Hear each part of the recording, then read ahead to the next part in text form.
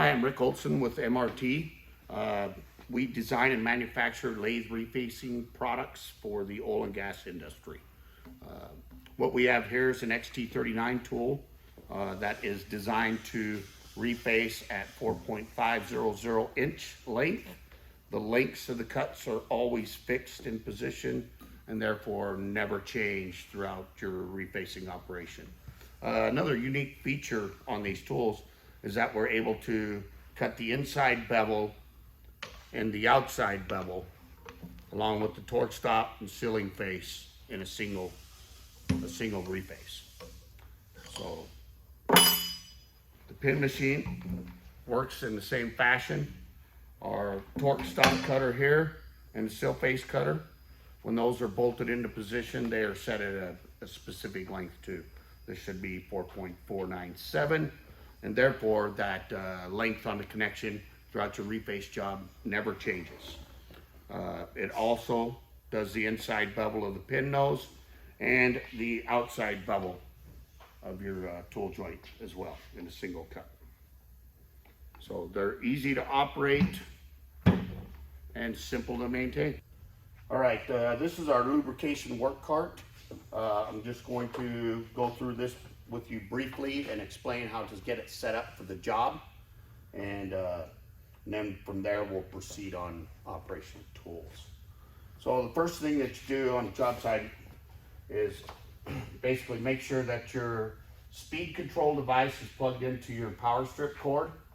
Okay, then you've got your power wrench. We'll plug that into here as well and turn your switch to on. This knob right here will regulate the rotational speed of your power wrench, which will be useful in responding the way the connection is cutting to avoid any chattering and efficiency of your cut. Next thing is plug your air compressor in to the power strip. You also got your air supply here to the green tank.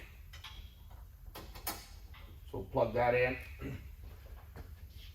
And I like to keep my air hoses, one on each side of the cart, hooked up there. Then there'll be a quick connect right behind this leg here. Just plug that one in as well. And that one can tank here. So on the air compressor setup, I will crank this all the way to max PSI and just leave it there. I'll open up the tank valve to the green tank so we can turn that on. And then there's a regulator right behind this leg here. And typically I'll run this one around, anywhere from 50 to 65 PSI. You can adjust that up higher or lower depending on the temperature, the viscosity of the oil. Right, that's the initial setup for that tank side. Next, I'll show you how to put the oil into the system and how to maintain that part. All right, next thing I'm going to demonstrate for you is the lubrication system and how to fill it full of oil. As you can see here, this rod, when it's fully extended all the way out, the system is out of oil. So in order to fill that, first thing that we do is make sure that our oil reservoir has enough oil lubricant in it. I have already pre-filled this cylinder, so that part is good to go. The next thing we need to do is isolate the air supply going to the cylinder here and shut this off. Then we're going to dump all the pressure out of the system.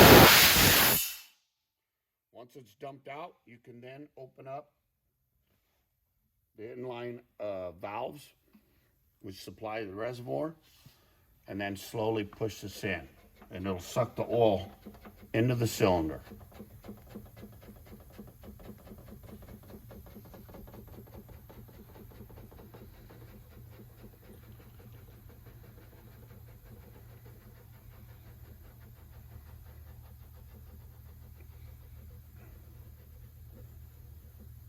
All right, once it's in, go ahead and shut both valves back to the off position close your dump valve, and recharge with air pressure. And that's it. You're ready to go. All right, once you have the system full of oil, what we're going to do is show you how to adjust it. So all the oil travels through this line and up here towards your tool. So what we do is push in this line, pull down on the green tab, and then pull the hose out. Once that's done, then you can use this knob here to adjust your oil flow. And you want just kind of a nice little steady drip like that. Once that's done, you just plug that back into the system, and you're good.